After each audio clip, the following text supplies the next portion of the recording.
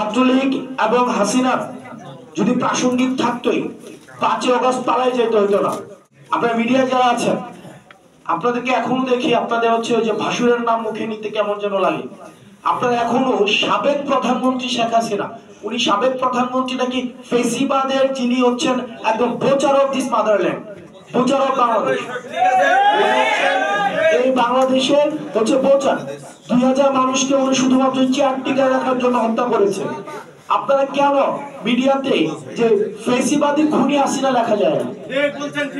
ফেসিবাদী খুনি হাসিনা যদি আপনারা না লিখেন, আপনারা না বলেন, আপনার হচ্ছে আওয়ামী যে কাঠামো রয়েছে, মিডিয়া রয়েছে, সেটির সিলসিলা আপনারা অব্যাহত রাখছেন।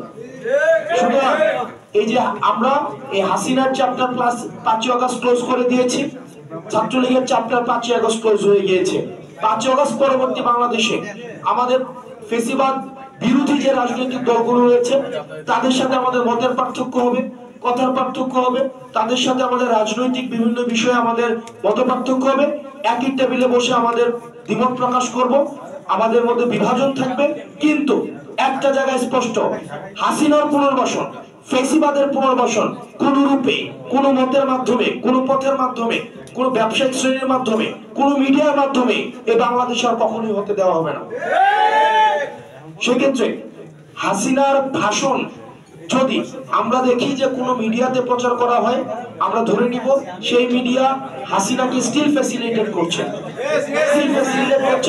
এবং জাতির আশা আকাঙ্ক্ষার বিরুদ্ধে অবস্থান নিয়েছে। আমাদের সুশীলতা বিবর্জিত, আমাদের সুশীলতাকে আমরা ছুঁড়ে ফেলে দিয়েছি বলে আমরা এই গণ অভ্যুত্থান করতে পেরেছি। সুতরাং হাসিনার প্রশ্নে নো সুশীলতা, এবং হাসিনা এবং ছাত্রলীগ একটা ডেড চ্যাপ্টার।